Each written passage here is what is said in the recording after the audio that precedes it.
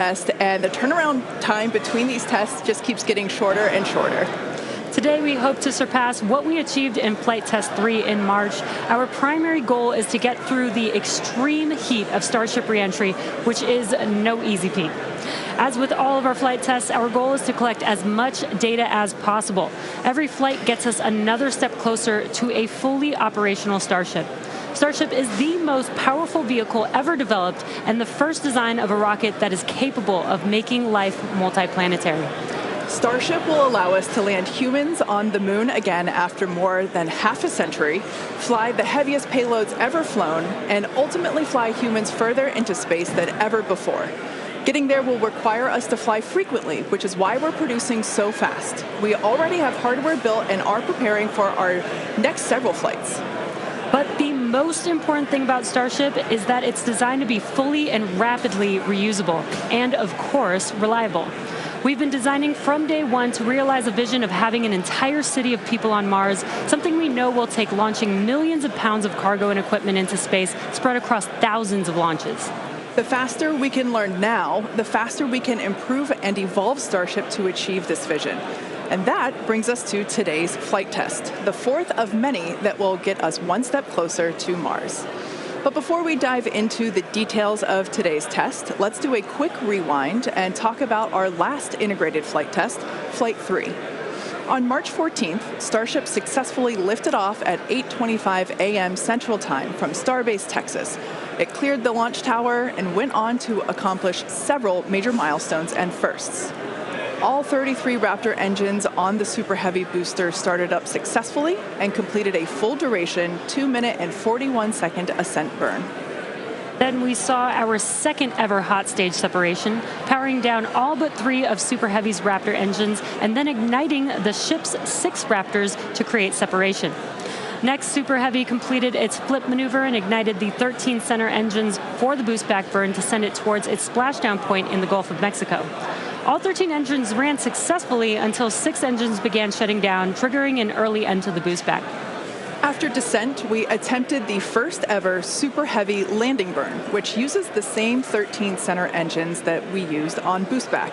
Since 6 of those experienced the early shutdown in the boost back burn, we attempted the landing burn with the remaining 7 Raptors, and 2 of those 7 reached main stage ignition. In the end, contact was lost with the booster at approximately 462 meters in altitude over the Gulf of Mexico, just under 7 minutes into the mission. Post-flight data reviews showed that the early boost back burn shutoff was most likely caused by filter blockage where oxygen is supplied to the engines. We saw a similar issue on Flight 2 and had added hardware to mitigate it, which worked to get us to our first ever landing burn attempt.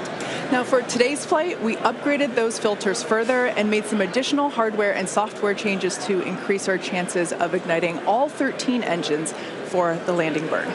Now turning back to the Flight 3 ship, we saw all 6 Raptor engines start successfully and powered the vehicle to space, marking the first time we completed its full ascent burn.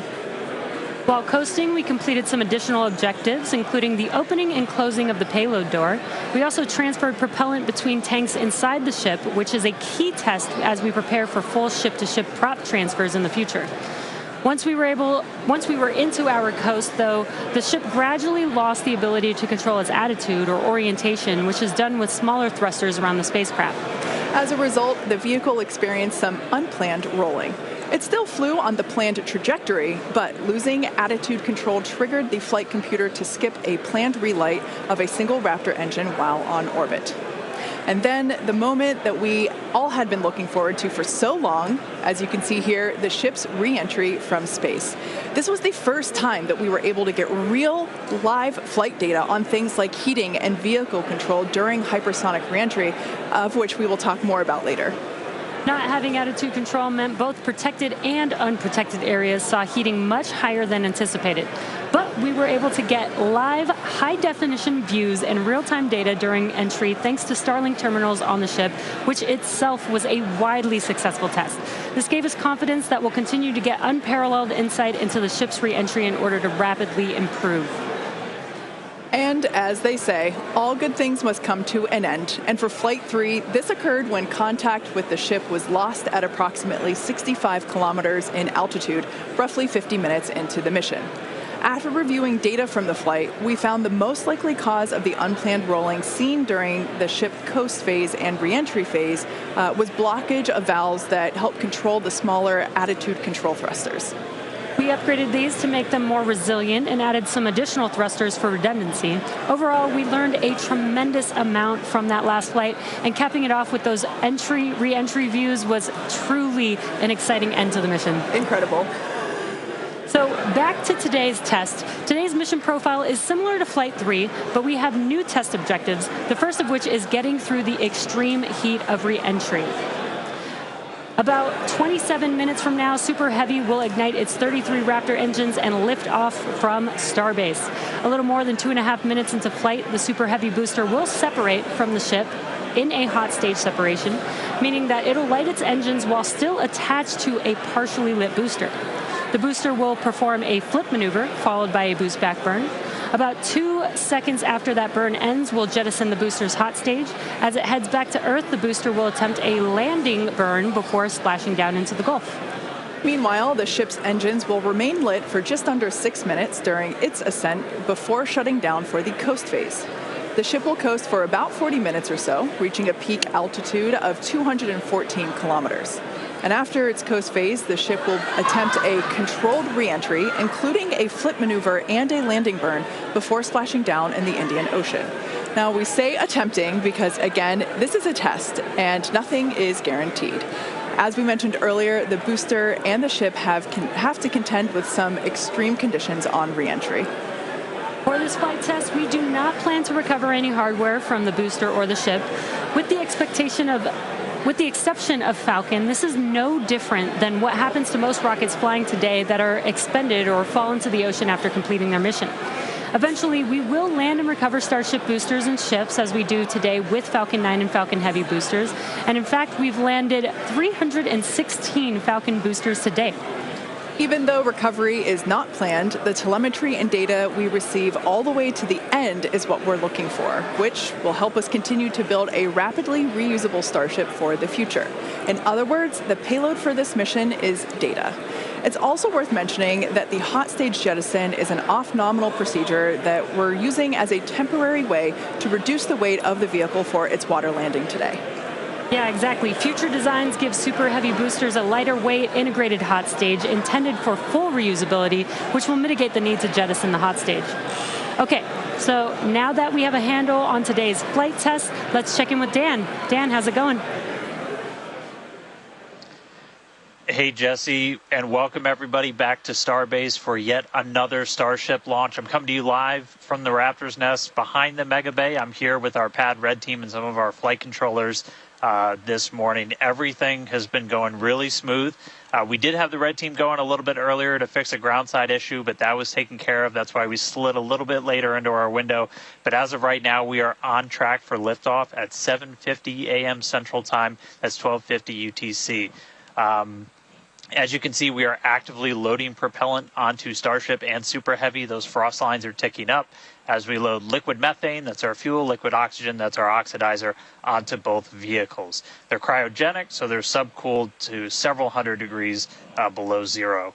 Since Flight 3, we've made a few more upgrades, helping to bring Prop Farm 2.0 online. That's just going to help us to continue to shorten the amount of prop load time that we're going to need. We're also going to be using it for Launch Tower number 2, which is going to be coming to Starbase real soon. The faster we go, the less prop we're going to lose to boil off, and the better we can ensure things like temperatures are in the right range for Raptor startup. Now, those first two flights took about 90 minutes to load prop on board. That third, we knocked it all the way down to just 51 minutes. We're aiming for about 46 minutes of prop load time for today's op, eventually hoping to get that down all the way to 40, which for some context, that's just 5 minutes more than we take to load Falcon 9, but we're doing it with 10 times the amount. So this morning, ship prop load started at T-minus 50 minutes, booster at T-minus 43 minutes. We're going to pause the ship main tank prop load in just a couple of minutes to do the header tanks, which are going to do that attempted ship landing burn. We expect the ship to close out all of its prop at about 3 minutes and 20 seconds before liftoff, and then booster at about 2:50. Now, our final countdown sequence is going to look very familiar. It's going to be the exact same as it was on flights 2 and 3. So we'll light those engines, and then about 4 seconds later, we will actually see it lift off. But I mean, right now, we are just under 23 minutes away from launch. We're not working any issues either with the vehicle, the range. Weather is 95% go, so not dealing with any winds or weather issues today. If we do have to scrub, our next attempt would probably be about 48 hours from now. It's all going to be driven by commodities and just how far we get into the count. But everything looking good for liftoff just about 22 and a half minutes from now. I'll check back in with you guys in a few minutes, and I'll send it back over to Kate and Jesse. Excellent. Thanks, Dan. Flight tests like today are the fastest possible route for us to dramatically improve Starship's capabilities. The Starship flying today has already seen a number of changes based on what we learned from Flight Test 3 in March, which was only 2.5 months ago. Development moves really fast here at SpaceX. Let's take a closer look at the iteration of the vehicle flying today. Starship is comprised of 2 elements, the ship, which has 6 Raptor engines, and the Super Heavy booster, which has 33 Raptor engines. The current iteration of Starship is essentially an experimental vehicle flying for development. Starship 2 will be capable of carrying more than 100 tons to orbit, and Starship 3 will be able to handle more than 200 tons to orbit. Compared to Saturn V, the rocket that first took astronauts to the moon, Starship has more than twice the thrust. And with a few planned upgrades, Starship will have 3 times the thrust of Saturn V, plus the added benefit of full reusability. The amount of mass that we're able to launch per rocket is crucial to creating a self-sustaining city on Mars. Now, to get a sense of how big Starship is, let's start with the average-sized human, which is about 2 meters high. And towering over our average human is the length of the Millennium Falcon, which comes in at 35 meters.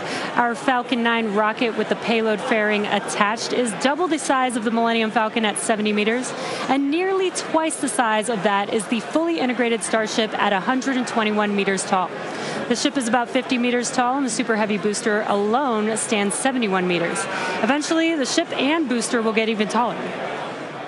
Starship's first stage has a diameter roughly 2.5 times that of Falcon 9, and with 33 much larger Raptor engines, as you see there. I love this view because we don't have this view on our Falcon missions. This is looking up under the Super Heavy booster. Now, moving up the rocket, the ship features 6 Raptors, 3 sea-level engines and 3 vacuum engines, which, as the name suggests, are optimized to operate in the vacuum of space. And Starship is designed for vertical takeoff and landing on any hard surface. The ship is also outfitted with 4 flaps to help aerodynamically control the vehicle's attitude during atmospheric flight and enable a precise landing. And in between the first and second stages is our hot stage, our newest separation technique, which we saw in action during flight tests 2 and 3. The body of Starship is wrapped in a heat shield made up of 18,000 hexagonal ceramic tiles designed to insulate the vehicle during atmospheric entry, where temperatures can be as high as 2,600 degrees Fahrenheit or over 1,400 degrees Celsius. Speaking of those heat shield tiles, re-entry was a pretty exciting first for our team, and Starlink allowed us to gather critical data about this stage of flight.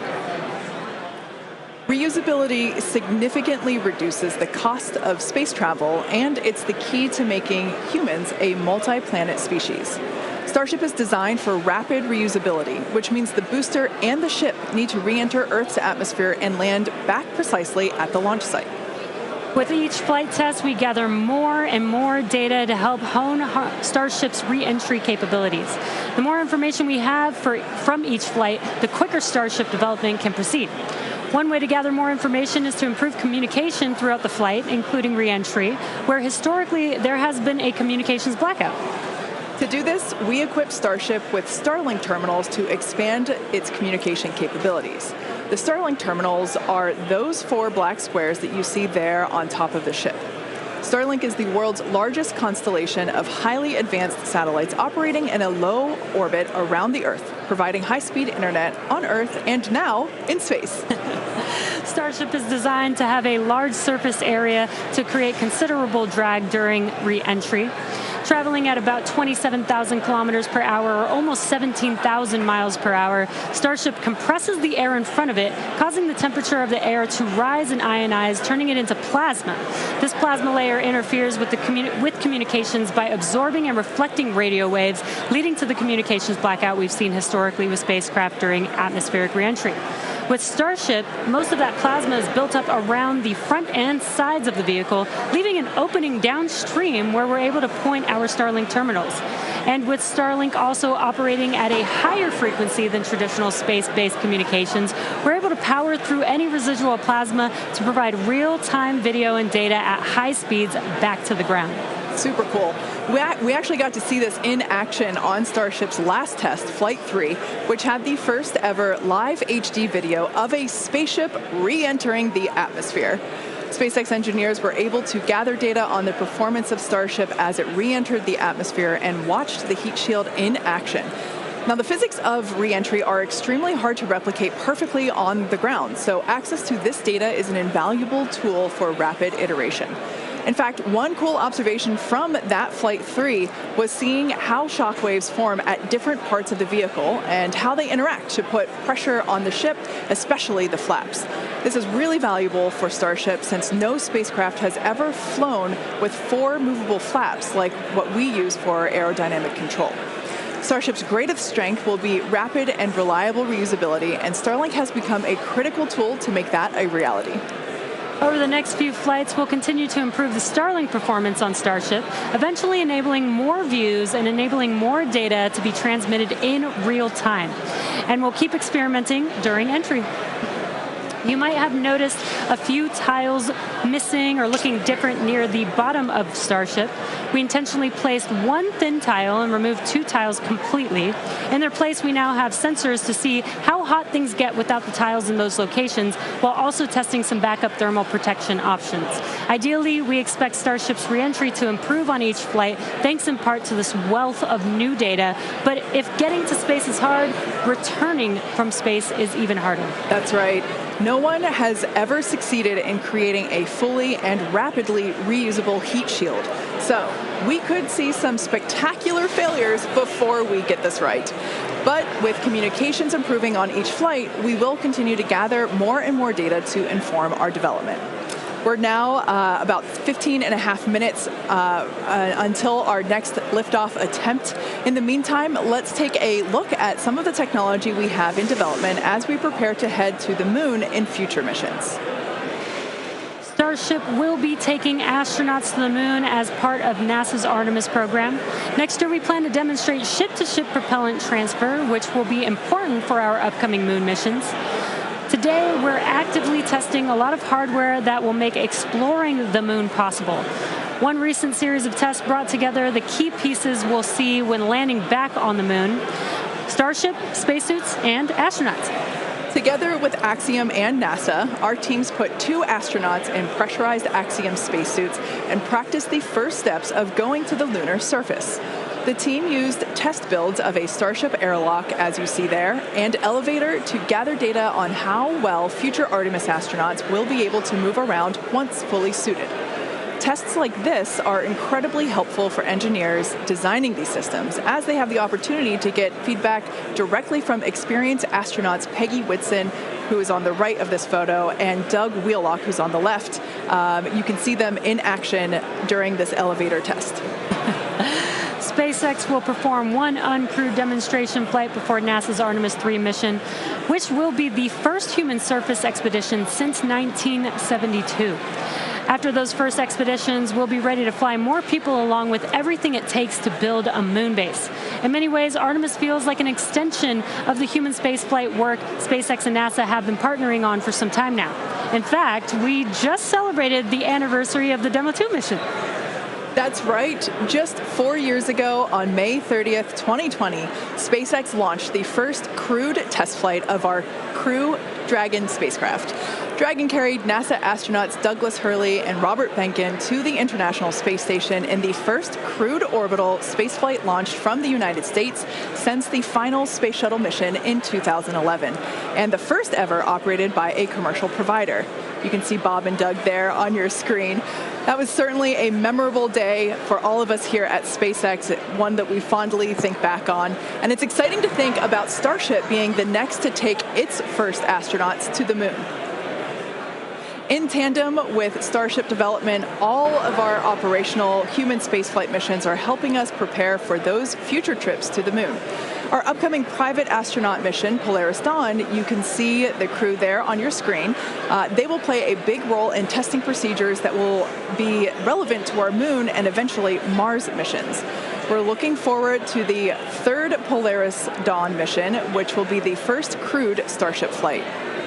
The Polaris Dawn crew will attempt to reach the highest apogee ever flown by a spacecraft, and they'll also be performing a spacewalk, or extravehicular activity, wearing SpaceX's newly designed spacesuits. They'll also be testing space-based communications, which will be critical to future deep space missions. The Polaris Dawn mission is currently targeted to launch no earlier than July of this year, so stay tuned, because that is going to be a very exciting mission to watch. In the meantime, at T-minus 12 minutes, let's check back in with Dan on today's countdown. Hey, thanks, Jesse. Everything continues to go real smoothly. It's been a real quiet day so far. The board looks really clean, not tracking any impediments to a launch just under 12 minutes from now. Prop loads continuing. Looking at the numbers real quick, we're about 85% full on the ship. We did pause to start filling those header tanks on ship. Again, those are the two smaller tanks in the very top of the nose cone that we're going to use for that attempted landing burn with ship.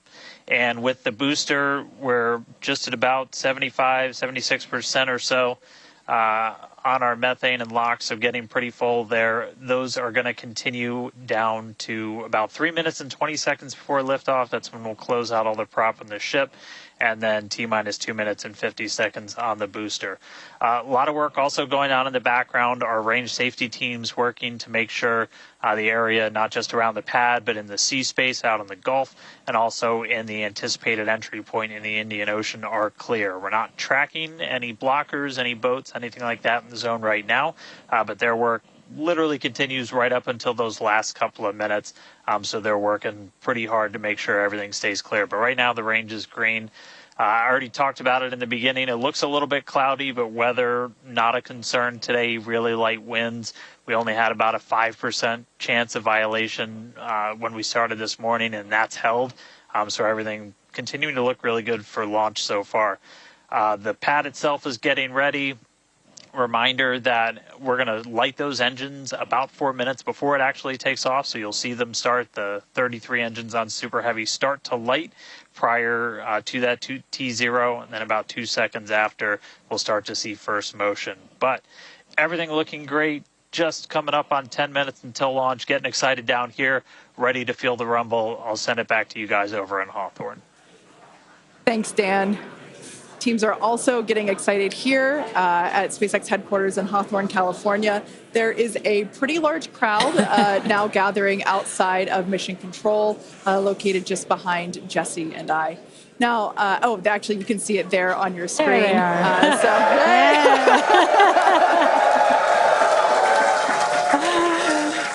Everyone getting super pumped for our fourth flight test.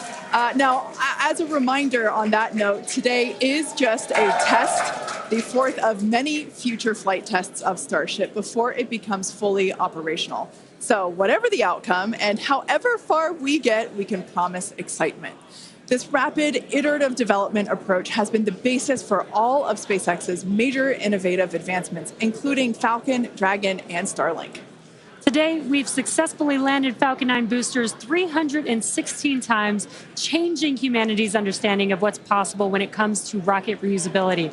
And even though we are not recovering the booster or ship today, test flights like these provide critical data through every phase of flight, which will get us closer and closer to full reusability, and we have a lot more tests planned for this year.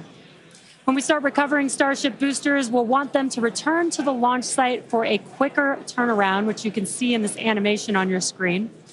And that's when the tower reveals its dual purpose. After launch, the arms or chopsticks on the tower will help guide the booster into position to ensure a precision landing.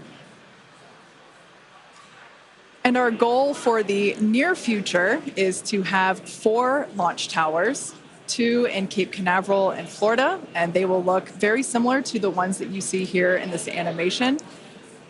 As we know, we find that our renderings tend to end up looking really similar to real life. So while this is a rendering, we do know we can look forward to this in the future. Like I said, we're going to have 2 at Cape Canaveral in Florida and 2 located at Starbase. Starbase will continue to be used for flight tests, and the towers at the Cape will come online as we prepare to fly operational Starship missions. In fact, we recently upgraded the actuators in the chopsticks, which are responsible for swinging those arms in for a catch. And we'll be testing an operational step on this flight by moving the chopsticks to the catch position immediately after Starship flies away. That's going to be really incredible to see. As we mentioned, we have a lot more tests planned for this year, so we need a lot more hardware. Today we have ships and super heavy boosters built and either ready to launch or in testing for the next several flights, with more coming off of the production line as SpaceX's Star Factory continues to grow. The latest phase of the factory currently under construction will come online this summer, giving us several 100,000 more square feet of space. Yeah, when you step into this factory, it is truly inspirational. My heart jumps out of my chest every time I'm there. Now, this will enable us to increase our production rate significantly as we build toward our long-term goal of producing 1 ship per day. And coming off the production line soon, Starship version 2. Now, with all that being said, let's check back in with Dan for the latest as we head into the terminal count. Hey, thanks, Kate. Everything still looks great. We're getting ready to launch. We are just under 6.5 minutes away. You can see when we throw up the graphics for prop load that we're almost closed out. Ship more than 90% full. Those header tanks are done. And then the boosters coming up on 90% real soon. So we're going to see those close out in the next couple of minutes. Ship's going to end at about 3 minutes and 20 seconds. It'll be fully loaded. And then booster at about 2 minutes and 50 seconds. After all the props loaded on, we go through a lot of steps to safe ground systems. You're doing things called pushbacks, where you're just clearing all of those lines on the ground of propellant before we lift off. But once we're done, we're going to have 10 million pounds of liquid propellant on board Starship to help power the most powerful vehicle ever designed. If we do hold, we have a built-in hold gate at T-minus 40 seconds. We can hold there for about 30 minutes or so today. If we need to wait for final pressure checks or for if we have anything on the range, anything like that. Did just get that the range is green. So we are coming up 5 minutes and 20 seconds away. We are not planning to hold at T-minus 40 unless we trip some kind of hold alarm, something like that. So we could blow right through that gate and go right to launch. Don't be shocked if we hold at T40, though. And if we do, we can hold for a couple of minutes and then keep going. Our window is open all the way until 9 a.m. today. Now, once we pass through T-minus 40 seconds, a number of events will occur in rapid succession. The ground spin and ignition systems will come up to flight pressure, and the ship will go to internal power. Now, after that, the quick disconnect arm lockout is removed in preparation for retraction shortly after T0. Gas lines connected to the booster and ship are vented down, and once we pass T-minus 40 seconds, we still have the ability to recycle the count under certain conditions back to T-minus 40 seconds and hold there to assess what happened and if we can proceed again to T0.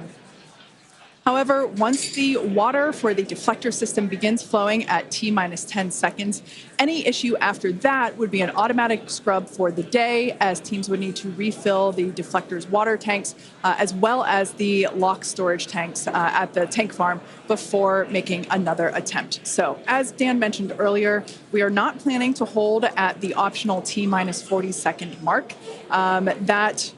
That moment basically is what would allow teams to wait for final checkouts or assess prop levels or avionics, vehicle pressurization, the range, the weather. Weather is 95% go, as you can see from these incredible drone views that we have and pad cams. It is a beautiful day. Of course, we have some clouds billowing from the locks there. Yeah, and again, a reminder that the payload for this mission is data, and our primary goal is to get ship through the extreme heat of reentry today.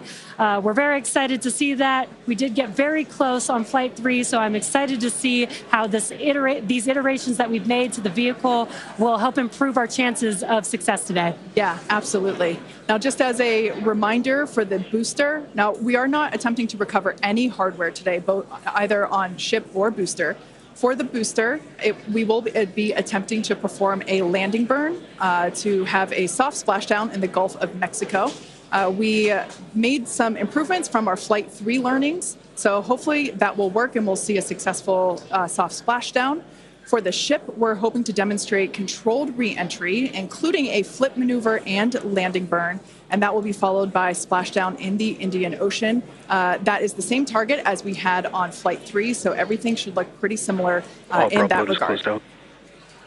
And we just heard the call out there that all prop load is closed out, so at this point, there is like 10 million pounds of propellant on board Starship, which is incredible.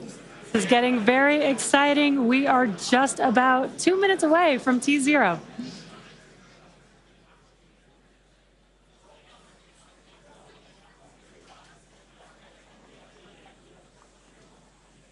And as Jesse just said, we are under 2 minutes away. So prop load is complete. All the fill drain lines into ship and booster have closed. Right now we're doing the pushback, so clearing out all those ground lines of propellant, and that'll be completed over the next couple of seconds. We're coming up on that T-minus 40 mark. Again, not planning to hold. If we do, or if we get a hold after we pass it, we can snap back to that T-minus 40, and then we can stay there for about 30 minutes or so if any other issues crop up. Once we pass T-minus 40, a lot of things happen, both on the vehicle and the ground. It's running a lot of its own self-checkouts, venting different tanks and pressure lines throughout the vehicle. We essentially built that 40 seconds as that's about how much time it takes for the vehicle to take all of those actions, which is why we hold there. But all of that happens automated. You do a final checkout of the TVC, the thrust vector control, how we're going to steer. And then we see liftoff. So we're under a minute away.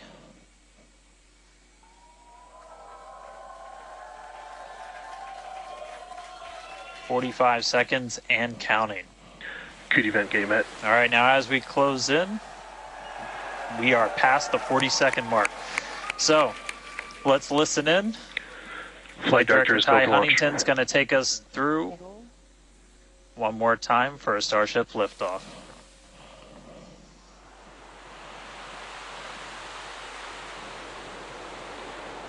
T-minus 15. 10,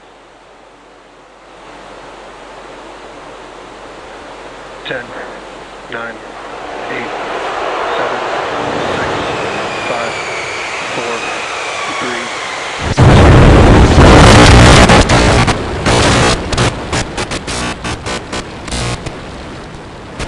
We have liftoff.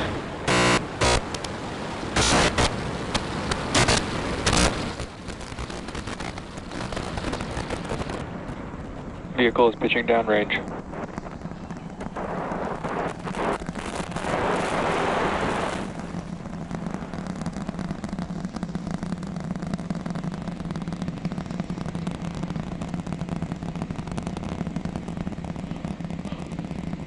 All right, 30 seconds into flight. The rumbles are still building here in the Raptor's nest. We're seeing 32 out of 33 engines lit on the Super Heavy right now. Coming up shortly is going to be max Q, that maximum aerodynamic pressure as we go uphill on the vehicle.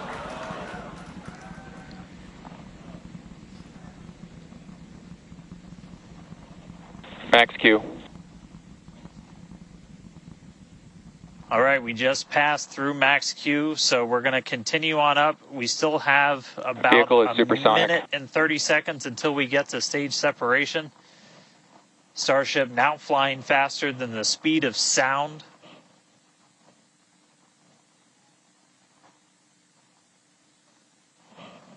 All right, so you got a couple of views. You got some ground trackers in your top camera there. You're looking down from the top of the booster in the bottom left, and then a camera in the top flap of the ship looking back in the bottom right. So getting a couple of different looks as Starship heads uphill. Once we get the hot staging, a lot of things happen all at once simultaneously. We're going to light the engines on the ship, starting with the RVACs first, and then the 3 center sea level engines before we're separated. All of that exhaust gets plumed out the side of the hot stage, and then the ship will separate itself. All but the 3 center engines on the booster are going to shut down, so the booster never stops its thrust while we go through this hot stage maneuver. After that, the booster is going to do its flip, start heading back, and then the ship will be on its own power on its way to space. So that should be coming up in just about 30 seconds from now. As of right now, still looking in like 32 out of 33 Raptors lit on the booster. And we'll start to see those stagger down. They're going to turn off in banks, so you'll see the lights on the bottom left screen of the engines that are active start to turn off in different groups, and you'll see those 3 center ones lit. Booster engine cut off. Ship ignition. Stage separation confirmed. Boost back burn start up. Acquisition of Houston.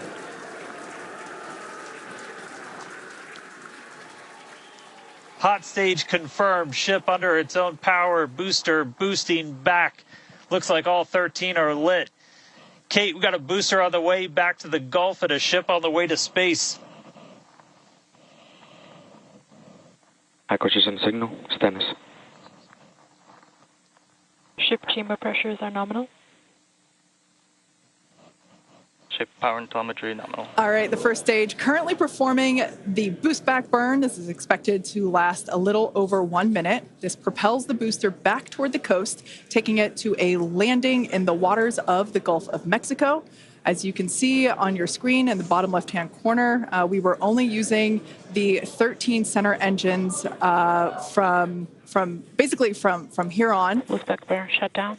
Heard confirmation there of good boost back burn shutdown. H2 tank pressures are nominal.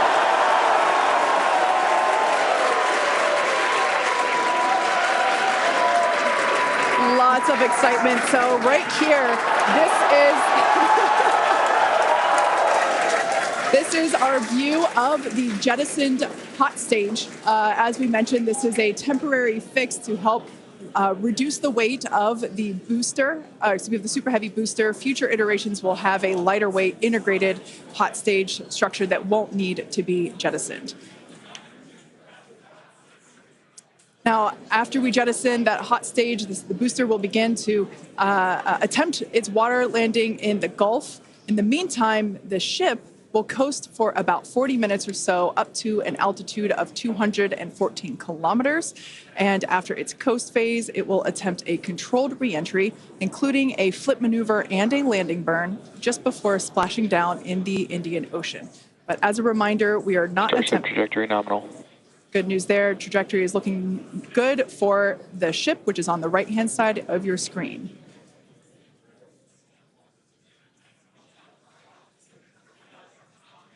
At this point in time, as you can see, we have no engines lit on the booster. It is coasting back toward the Gulf of Mexico for a water landing and ship under power of all 6 Raptor engines. There's 3 sea level and 3 vacuum Raptor engines that are lit, as we can see on your screen.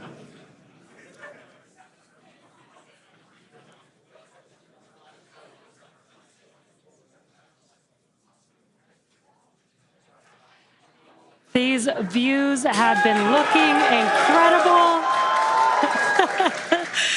Super Heavy has been performing beautifully today. And you can hear the crowd is very excited about it.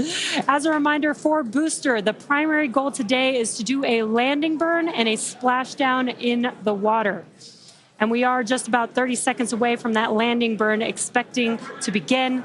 And an incredible view from the forward portion of the booster. This is basically on top of the Super Heavy booster where we have jettisoned that hot stage. So now we can see this incredible view of Earth as it's making its way back down to the Gulf of Mexico. Right now, the booster is using the 4 hypersonic grid fins to guide itself through atmospheric re-entry. And we are expecting that landing burn here.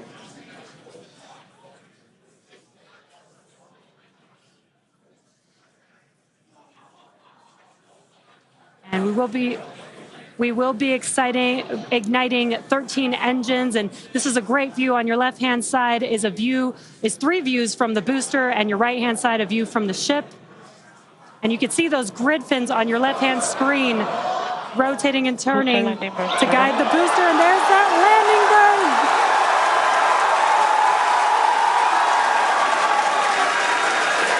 That landing burn just begun, and you can see the water below.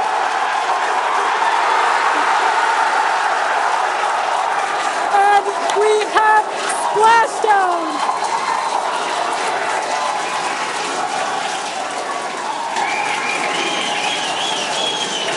What an incredible sight! Congratulations to the SpaceX team! Ship has entered terminal guidance. That was absolutely incredible. The Expected loss first signal, successful splashdown of the Super Heavy booster. Loved seeing it just tip over into the water before losing that footage. Now the next milestone is coming up in about under a minute. Ship is going to shut off its Raptor engines, Ship engine cut off, which we see right there. As we mentioned before, today's test flight is not an orbital flight, but rather one that demonstrates the Starship's orbital capability.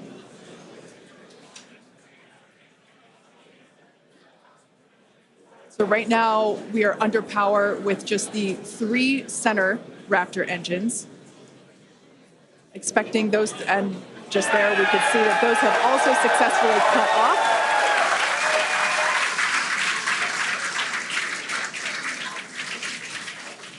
Ship FDS is saved. What an incredible Nominal orbit insertion. Oh, there's great news there. The call out we were hoping to hear. Amazing views once again from Starship. We have our second Starship in space. These live views being brought to us by Starlink, which is on board the ship. Dan, what an incredible view we have once again. So exciting. We got another ship in space. I'm like still jumping up and down. Expected loss signal. This whole building was going absolutely insane when we saw the booster hit the water. I mean, wow. Congrats to everybody that's just been putting in insane amounts of hours on everything to make this thing a reality.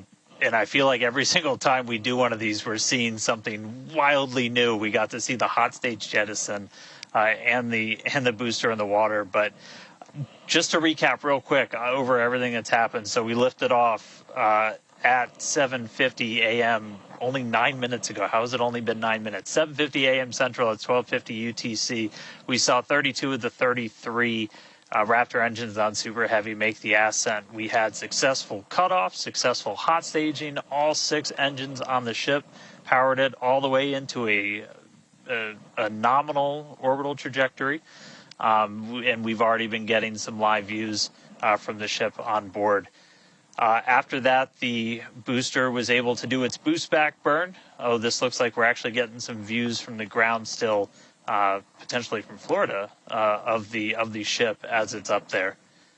That's a view from some of our tracking cameras on the ground in Florida.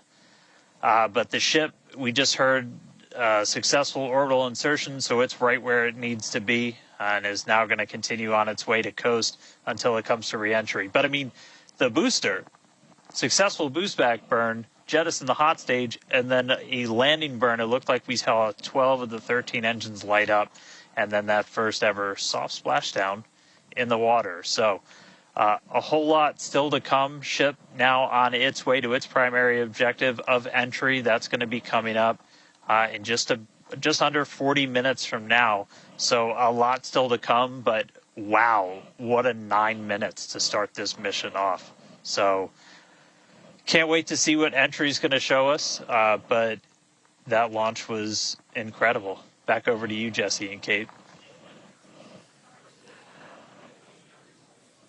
Wow.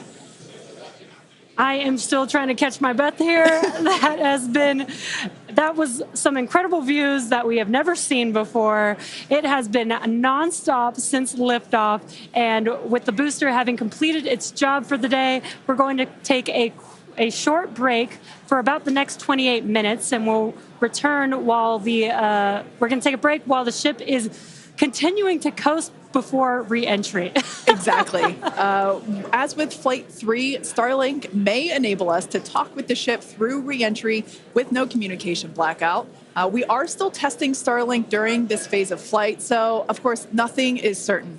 However, if we do have views, we will be sure to bring those to you live. Views such as the one, that we had. Well, of course, because I said it went away. So we will try to bring those to you live. Exactly. Views or no views, we'll see you back here at T plus 40 minutes for coverage of Starship's re-entry, flip maneuver, landing burn, and splashdown.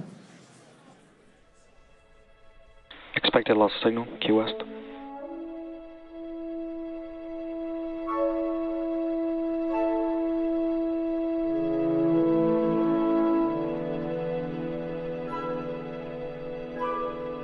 Expected loss signal, Cape Canaveral.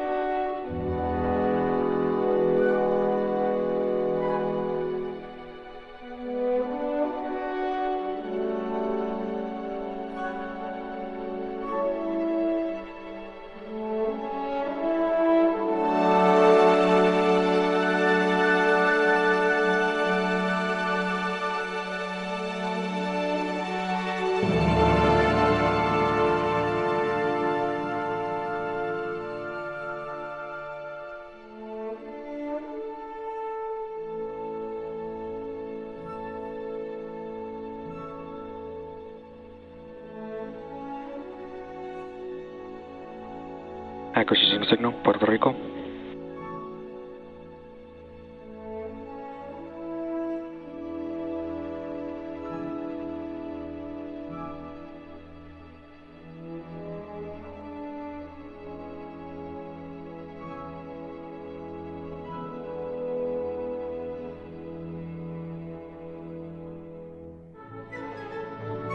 RBAC pre-valves are open.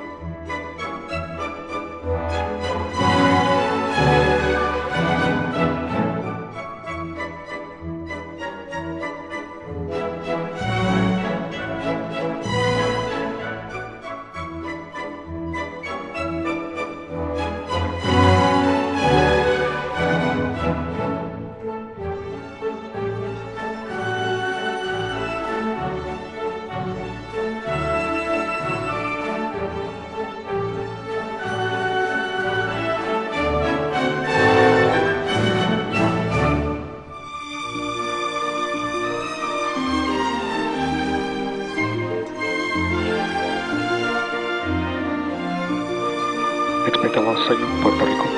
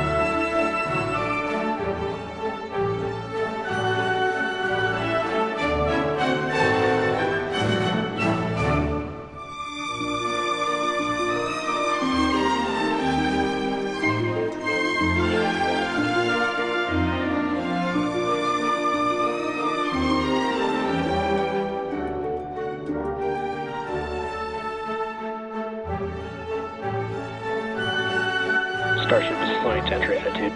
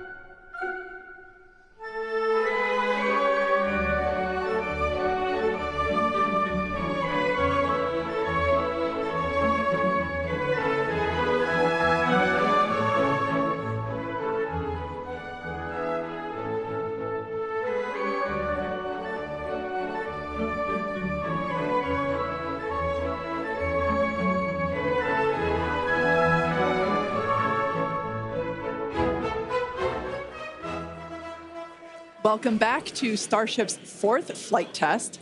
It has been an exciting day so far. We had an on-time liftoff of 7:50 a.m. Central Time, followed by successful hot staging, stage separation, jettisoning of the hot stage structure, an epic super heavy booster landing, water landing in the Gulf of Mexico, the first successful return of the super heavy booster. So that was incredible to see.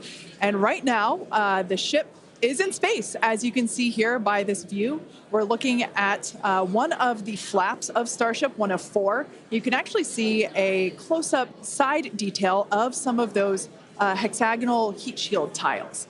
Now, coming up around T plus 49 minutes, the ship will re-enter the Earth's atmosphere. As a reminder, the primary goal of today's flight test is for a ship to make it through the extreme heat of re-entry. This is typically a portion of flight where we don't have communications with the spacecraft because it's re-entering at or around orbital velocity, which is about 8 kilometers per second or roughly 5 miles per second. At those speeds, the spacecraft moving through the atmosphere results in friction and creates a plasma field around the vehicle. That blanket of plasma distorts, as you can see, that plasma blanket, which you can kind of see here, distorts communication frequencies. So we're left with a brief blackout in communication.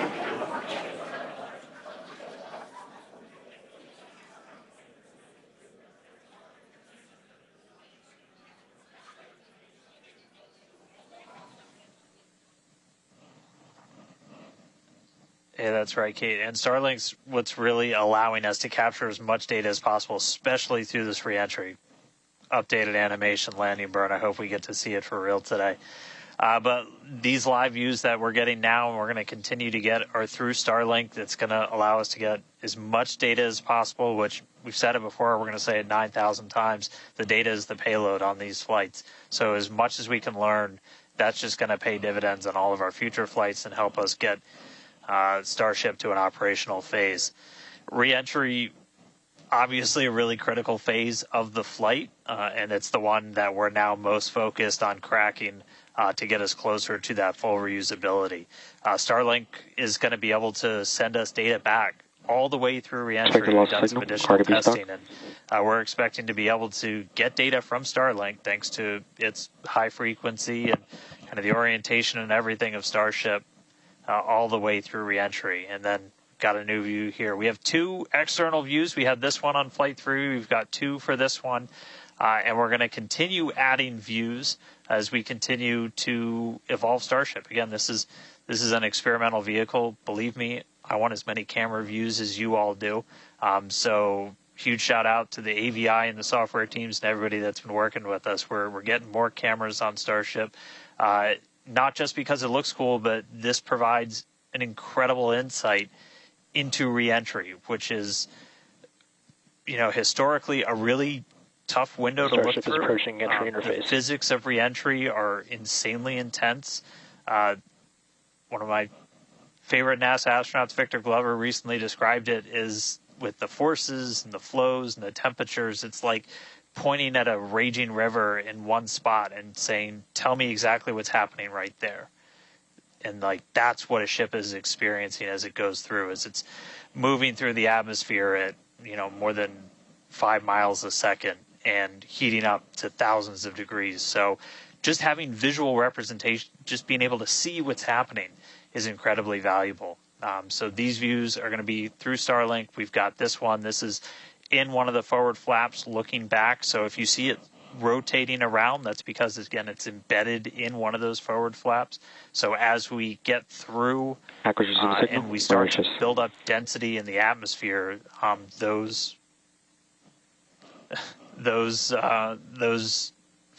view is going to move around as the flap does. And then the other one we had a little bit earlier is looking at one of the other forward flaps on the other side. Eventually, we're going to keep adding more cameras to Starship, get a couple of different views from the outside of all the different areas, and then also eventually to be able to see payloads once they're deployed. So a lot more exciting stuff coming up in the future. But right now, we're getting closer to re-entry. Again, we're going to be moving at hypersonic speeds at more than 5 times the speed of sound. We're going to see that plasma start to build. So, Kate, Jesse, excitement coming up.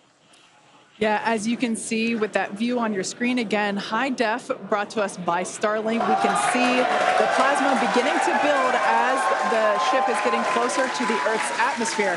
Now, let's talk a little bit about how Starship will survive re-entry, hopefully, and control itself. Exactly. We've been talking about this entire flight test. There's 18,000 hexagonal ceramic tiles surrounding the bottom portion or the Earth-facing side of the ship. Through 100 kilometers altitude, good altitude for entry.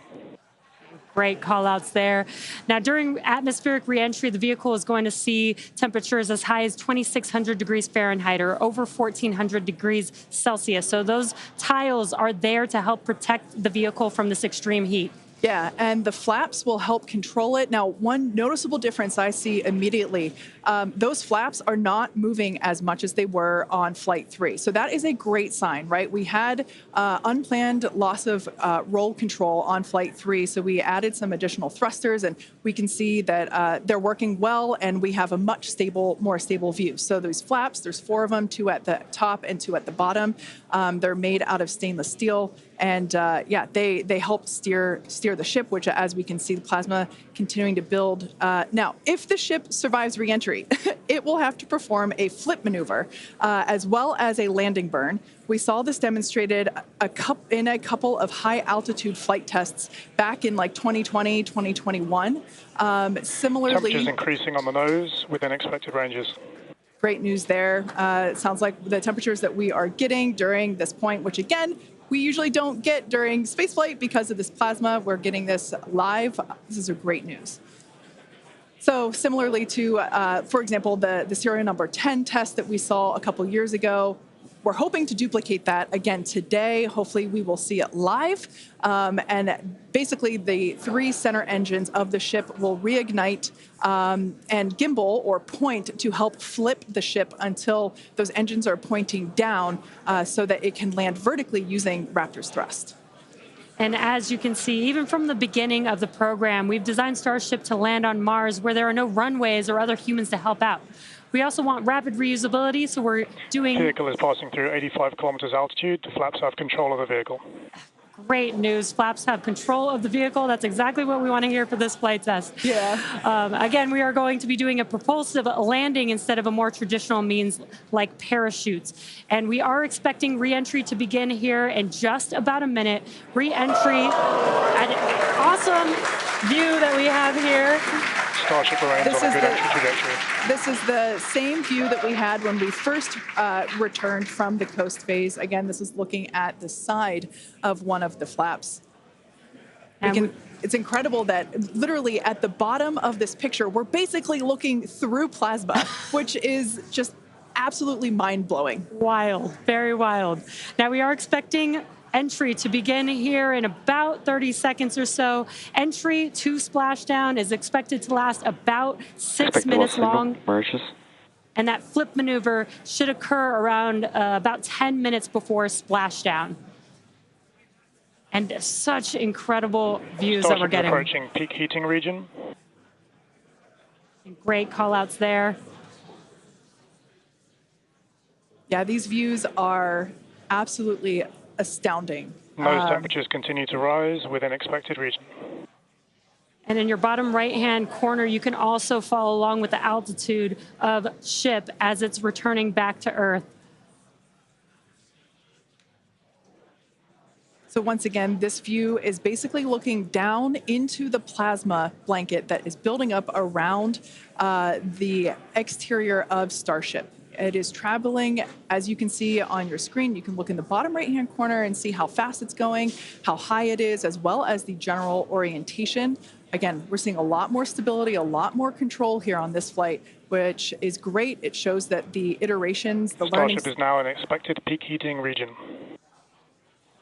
All right, great news there, telling us that this is basically the hottest point that Starship should get during its re-entry. Now, the heat shield is working with the atmosphere for some free braking, okay? The atmosphere is helping to slow the Starship down. Yeah, exactly. We're not using any engines or thrust to slow the vehicle down. Exactly what Kate mentioned. We're just using the atmosphere and those heat shield tiles protecting the vehicle as it's coming through that high heat temperature. Yeah. Now, this is another one of those moments that we have been waiting for. Right now, the ship is currently re-entering the Earth's atmosphere, and by all looks and all call-outs that we're hearing on the net, it is doing pretty well. Now, we do not plan to recover the spacecraft today, but rapid and reliable reusability is the ultimate goal.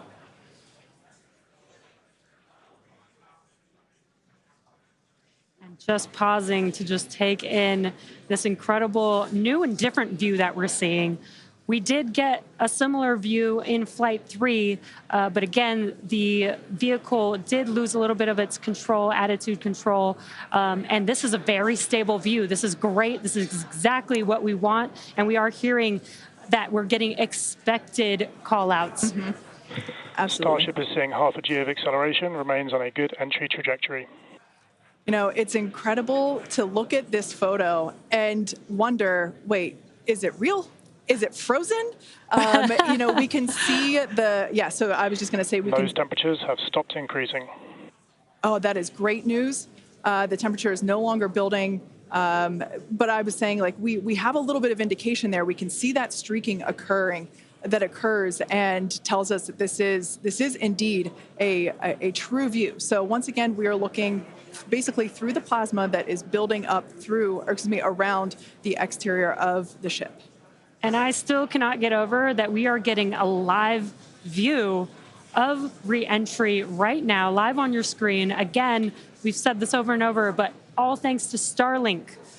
We are able to use Starlink in space, which we're getting this incredible data And not only just the data from the sensors, but getting live imagery of what is actually happening, which is great, which we've never been able to do live before. Right.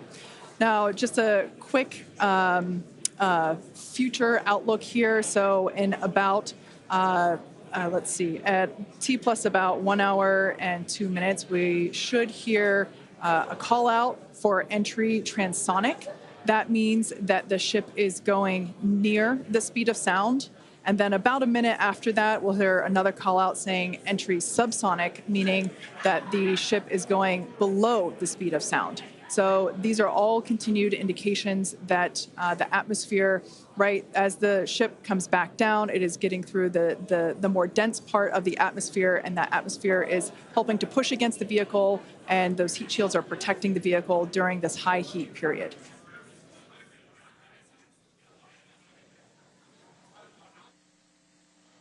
Yeah, Kate and Jesse, we're starting to see as the atmosphere gets denser, you're starting to see a few more particles make an appearance in the plasma there. You can see you're looking down at the aft end of the ship in the top left, and you're seeing essentially the flame build up as we go through reentry.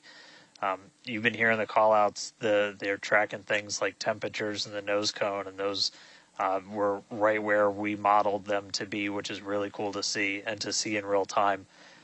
But we're coming up, we're at about 67 kilometers in altitude. Our last signal with the ship on Flight 3 was at 65, so we should be making it past that point shortly. Obviously, as you guys pointed out, we're in a much better control this time as we re-entered in the right attitude, and our flaps have been steering the way so far. Once we get through transonic, that's when you've got essentially Raptor landing bird.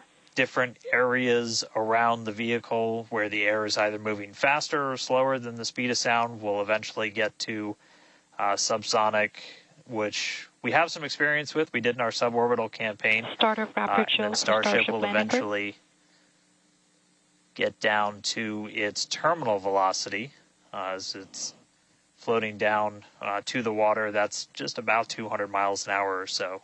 We are hearing that we're starting to chill some of the engines as we are, if we make it all the way down to the water, still going to attempt a landing burn, but still a ways to go. We're at about 64 kilometers in altitude right now. We made it through what's expected to be the peak heating, but now we're going to start encountering increased pressures as the atmosphere gets thicker and thicker. So we're at 63 kilometers, so we've already made it farther than we did on our last flight when that last signal was coming at 65 kilometers.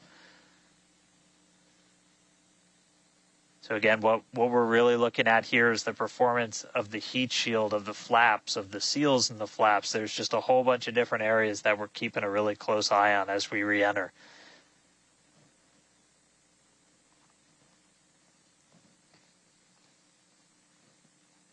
Starship remains on a good entry trajectory. And looking like we're still on a good trajectory. If you're seeing little camera moves, that's the flap moving as it continues to maintain the attitude of the vehicle as it re-enters. And I mean, not just camera views, but we've got sensors inside the ship. We've got those sensors down at the very aft end of the vehicle where we pointed out we had some intentionally missing tiles, where we've got some sensors looking at just how hot it's getting around there. We intentionally put those in essentially the least critical part of the heat shield, where if you had any kind of a breach, it wouldn't be great for reusability, but wouldn't be critical for actual making it through the reentry into the landing.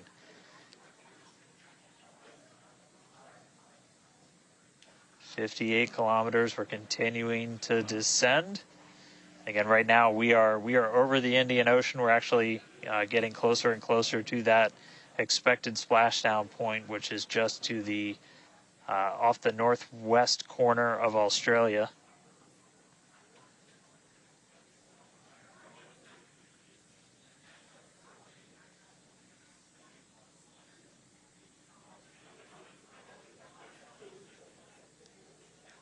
And And if you keep an eye on our speed, the speed is dropping. We're hitting the thicker part of the atmosphere now. The speed's going to start dropping precipitously. We're going to start getting to transonic pretty soon, and then after that we'll get into subsonic, where we're moving less than the speed of sound. But wow, what a light show so far.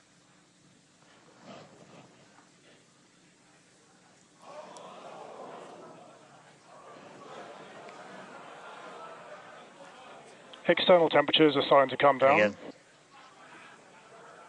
this camera view is looking right at one of the forward flaps. And we're strategically putting some cameras around the vehicle to just look at the different areas that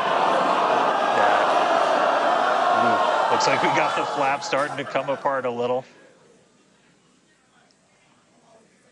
Yeah, it does appear that we have a little bit of burn through there. We can see pieces of the vehicle flying off. What a show it has been. It's been like watching Interstellar or something. This is wild to see this, but the ship is still coming down, which is incredible to see. How far can it go? That is the question. Keep your eye on the altitude in the bottom right-hand corner. We're at 54 kilometers right now. Now, ultimately, the data is the payload today. We've been saying it multiple times. Our teams are sitting, reviewing this data live, learning where the hot spots are. As you can see, there's an obvious hot spot there with the flap, and learning how we can improve this design. The goal was to get as far through this high heat re-entry as possible. Ideally, we'd love to make it all the way down and perform that landing burn and flip maneuver, but we may not get that far today. We will see. Again, this is a test, and we are gathering as much data as possible, visual data as well, which we can see here. We are getting a lot of debris covering the camera on your screen, but we can still see some of those sparks and flames from that high heat as ship is making its way back down to Earth. Ship now at 50 kilometers and closing. The good news is we still got, looks like that camera lens just cracked. It's safe to say ship's getting a little beat up, but that's to be expected on a test flight. We are still learning how to improve the ship for total survival and recovery of the high heat reentry. I'm honestly impressed that we're still getting this live view despite how much debris is coming off of this flap right now. The fact that we've got it is good news. And I may have jinxed it. I apologize. Look at that. It's back. We are still going. And the teams here at SpaceX are excited, as you can tell by the cheering behind us. There's still a sizable crowd here at Mission Control Center, Hawthorne. A splashdown is expected in just about 4 minutes from now. And we're still moving. We still have live views. Starlink is doing an incredible job. Maximum entry dynamic pressure. External temperatures are dropping. Okay, good news. Those external pressures are dropping. The question is, how much of the ship is left? We can't really tell. We can still see some of that particulate coming off. And unfortunately, we do have a cracked camera lens. But for any photographers out there and videographers, we know that's part of the gig sometimes. Yeah, and you can see that the speed is rapidly slowing down. That's actually really great news for us. We want the vehicle to be slowing down before it splashes down into the ocean. That'll help set us up for that flip maneuver, engines first down into the water. Exactly. So we have seen this flip maneuver demonstrated on previous high altitude flight tests like serial number 8. Oh, more views. Or excuse, I should say, more light coming through the view that we have through that cracked and dirtied lens there. But yeah, so we're hoping that this flip maneuver, that we can pull it off as soon as we get those views back. If we can get them, if the ship is still around, we will bring it back to you. Vehicle has passed maximum dynamic pressure. That is great news. Maximum dynamic pressure being the moment in which the vehicle experiences the greatest amount of aerodynamic pressure. Speed still dropping. We're now at 37 kilometers above the ocean. Just like Flight 3, we are targeting a splashdown in the water in the Indian Ocean. And we don't have a live view right now, but because we're still getting data and telemetry, that does tell us that ship is still doing okay, at least. And there we got that live view back. The crowd very excited to see that view, despite not being able to see very much. The fact that it's there tells us the ship is still alive. Yes, and collecting data, continuing to collect data as we get closer and closer to Earth. Yes, now 30 kilometers, now 29 above the Indian Starship is Ocean. at 30 kilometers altitude, Mach 2. Sounds like the vehicle's traveling, as we just heard, Mach 2, which is, looks like we might, I thought maybe it might clear up. It is a little bit, now at T plus 1 hour, 3 minutes and 13 seconds into Starship Flight 4, hoping that the ship can hang on. It's probably potentially hanging on by a couple of bolts and threads, but it's still going, and that is excellent news. That deceleration is looking incredible. We're about to go under 1,000 kilometers per hour. Yeah. Starship is at 20 kilometers altitude. Now, keep in mind that even though we can't see anything, the data itself is what we really are. Starship is subsonic. Subsonic, they're telling us it's traveling below the speed of sound.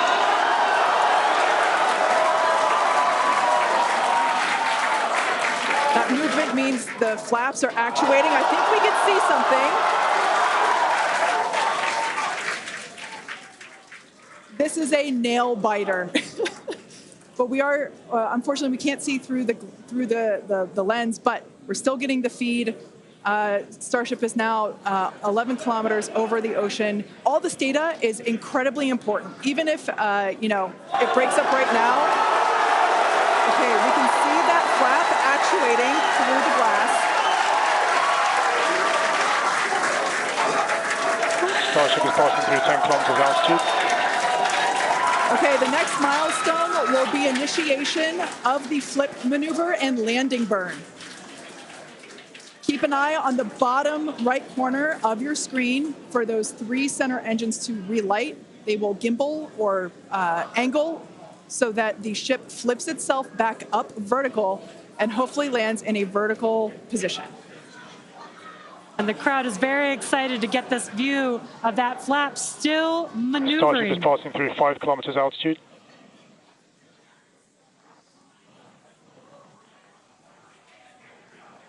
This is incredible. We're getting very close to splashdown. These fireflies are such a good sign of life right now. We wish we could see more, but we'll take it. Starship is at 2 kilometers altitude, terminal velocity.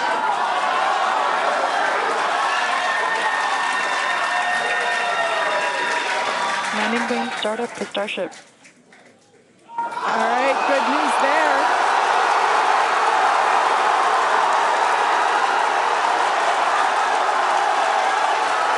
Nominal chamber pressure. Landing burn startup.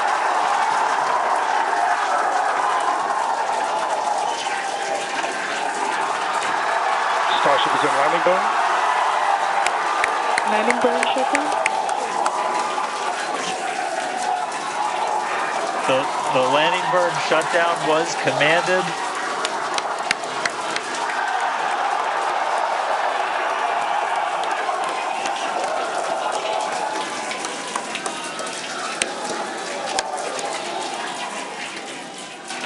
Wow. I mean, it was a little bit of use your imagination as you were going down with what we could actually see, but we were able to hear the ship did its landing burn. It sounded Starship like we might have got shutdown. 2 engines. And there's the final call for landing burn shutdown, but we'll go back through all the data, but we did get confirmation that a landing burn took place. Starship made it through re-entry and did its first ever landing burn. from South Texas to the other side of the earth. Starship is in the water. What a day. What a day, guys. Yeah, that was absolutely incredible. We we got views pretty much the whole way down. Analysis said it could do it. We weren't sure if it was going to be able to happen, but Starlink powered through, and we were able to get signal. We started to get some debris on the cameras and everything, but we were able to see it. So, I mean, what a day. Just recapping, everything started off today. We lifted off from here in Starbase just about an hour ago. It feels like a lifetime. Successful super heavy ascent, boost back, and its own splashdown in the Gulf. Ship made it to space, kept its attitude. Successful re-entry through peak heating. We got to see it under flap control through the atmosphere, and we got call out of our first ever ship landing burn after a launch into space. So, just really incredible. So I'm going to take some time to collect myself, but wow, that was incredible. I can't wait for the next one. Over to you guys. It was so loud here. I haven't heard the crowd get that loud probably since liftoff of Flight 1, honestly.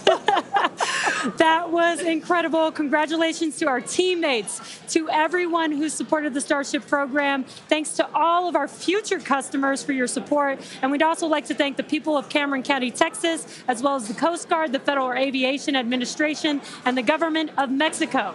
And since Starship got a little bit toasty from that extreme heat of reentry, and we've got our very own Starship right here, let's have a toast of our own. I've been waiting all morning for this. Okay, may I? Light me up. Yeah. Just like Starship, I like this toasty. I'm keeping this. Now, we've got more Starship test flights coming to you soon. Be sure to follow the SpaceX account on X for more updates from today's test flight and future Starship tests. Thanks for watching, and we will see you next time.